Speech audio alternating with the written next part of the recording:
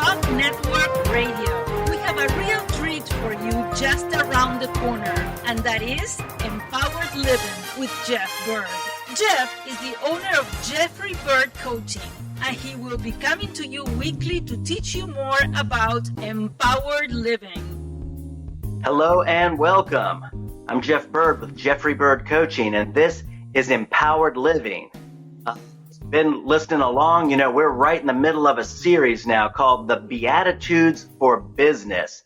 As you might know, I work with a lot of businesses and organizations and trying to build culture and leadership and teamwork and communication. And this is a series that came about because somebody had mentioned to me after listening to my podcast, say, well, Jeff talks a lot about spiritual things and a lot about business.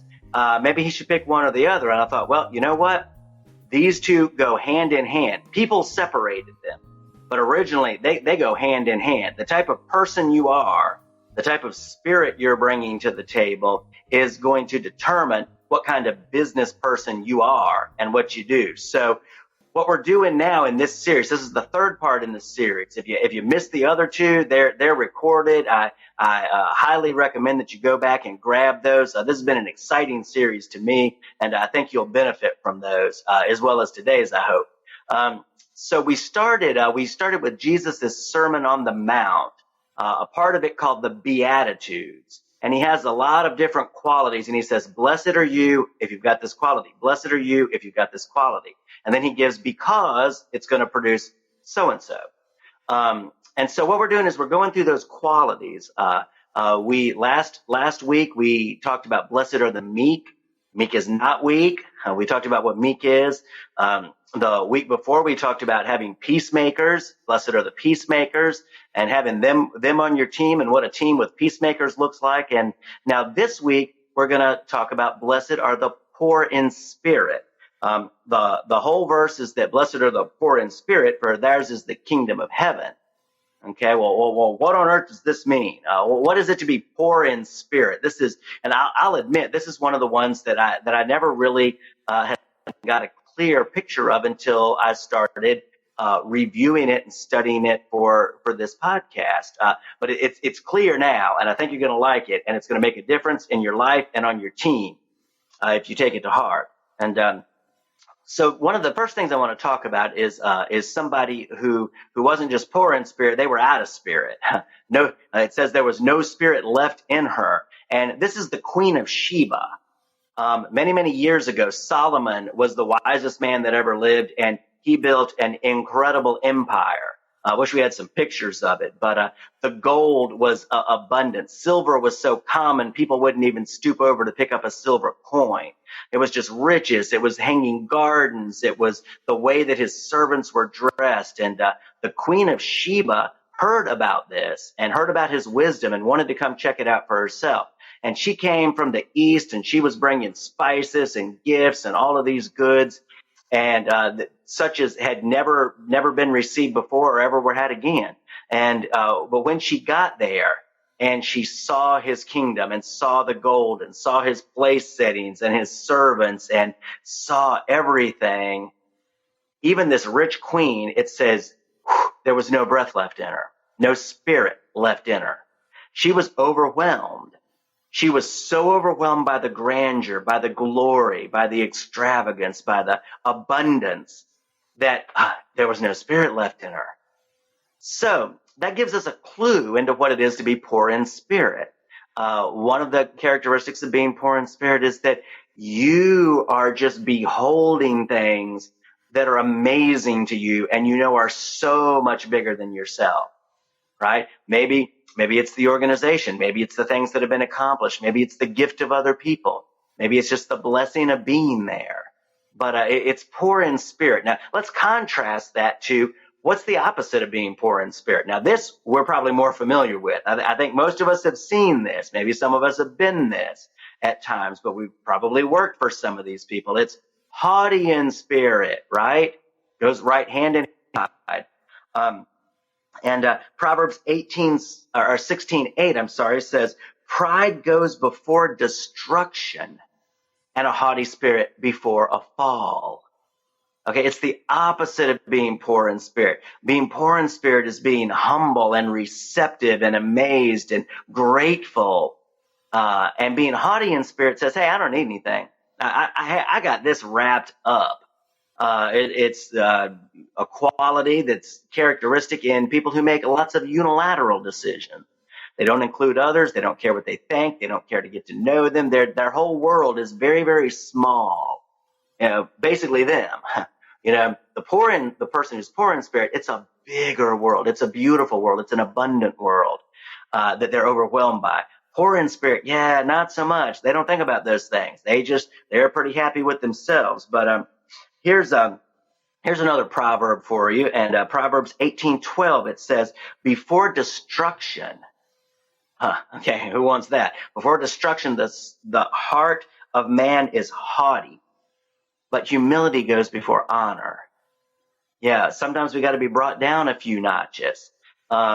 I knew a man who owned a bunch of Dunkin' Donuts and hired a lot of people illegal immigrants before 9/11.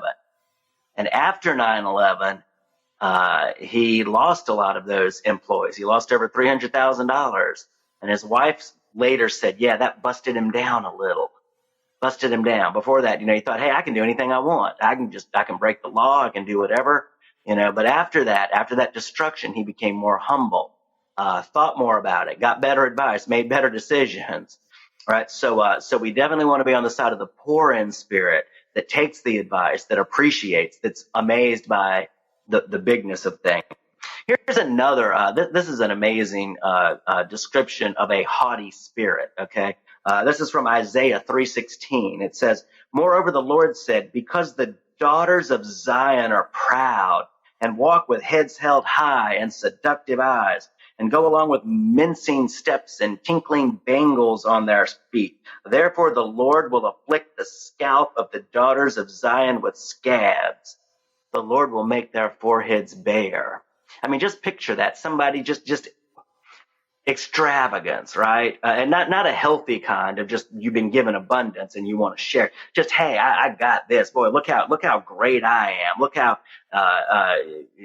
prosperous and profitable. I don't need anybody. I don't care what anybody or God thinks. I got this together. My wife was explaining to me that this garb that's described is actually some of the garb that the prostitutes would wear. And they're like, hey, I got this. Yeah, I'm going to make my life work. I'm going to do it my way. Just like Eve back in the Garden of Eden when she reached out and took that fruit. She had the Garden of Eden in front of her, abundance. And we often think of like an English garden or an orchard. No, think the Amazon. Okay, think Amazon. And we gave it all up. All of this abundance of God that would have given more and more and more. That's his heart to give more. And we gave it up for one tree. Thankfully, he didn't leave us to that condition. Jesus came back, and you see the abundance again. It's just abundance. Abundance of wine, abundance of the fish, abundance in the feeding of the 5,000, just abundance of healing and resurrections, and just abundance. He brings it back, and then he gives himself. All of that crud that we issued in by thinking we could do it on our own, all that destruction, he takes it, and he gives us all his abundance, and he gives us his life. That's the gospel, plain and simple. He takes what's ours, all of the wrong, the bad that we brought ourselves through the pride, and he gives us all of the beauty, all the abundance, all the joy, all the glory. Poor in spirit. Wow, this is so good. Hard to believe sometimes. Okay. So, like I said, the haughty spirit doesn't recognize the need for other. Think about how that works out on a job. You ever had a boss like that? I mean, when he wanted your opinion or she would give it to you, hey, right here, had that. Didn't work out so well. It's really hard to do well in an environment like that. And if it's somebody that's poor in spirit, they're like, hey, wait, what do you see? What do you think? What do you know that I need to know? Right? Hey, I'm not all about myself. I don't think I've got it all together. I need people. I need good advice. We're part of something bigger than us. And boy, we pull together and, pull together as a team, like Pink Floyd said. And, we need to, get the best thinking of everybody and put our heads together and get the best inspiration, make the best decision. Wow. It's a lot safer to go along that way. It's safety. Safety in numbers is true. You're not just all out there on your own trying to do something. You're like, hey, what do y'all think of this? What do you think of that? Hey, you're better at this than me. Hey, can you come and look at this with me and give me your insights and give me your thoughts? We need that. That's somebody who's poor in spirit. Poor in spirit. They see the bigger picture and they know they're not adequate on their own to fulfill it. They know that they need other people. They know that they need a team. Right? That's what it is to be poor in spirit. So it's to be very aware of that need. And what it does is it creates a good culture. We hear a lot about culture in business. It creates a culture of appreciation. Hey, wow, whoo, boy, I'm so glad you're here. I'm so glad I don't have to go this on my own. I'm so glad to have you on the team. I'm so glad to have your support, your wisdom, your insights, your strength set. Just like the man who's behind the scene here, Chuck, producing this podcast. I'm so grateful for that. He knows all this stuff that I don't know anything about. And I'd be hard pressed if I had to try to do something like this on my own. But he's good at this and he loves it. It's his strength. And so when I put my strength together and he puts his strength and joins with me, and then we get to do this and hopefully benefit and bless some people, right? So it's all about appreciation and seeing the others on appreciating them, and then it's also a culture of the right use of our strengths. So many people, I know it's so tempting, and I catch myself that sometimes. Sometimes we can get into that trap of using our strengths and our gifts to bring glory to us if we're proud.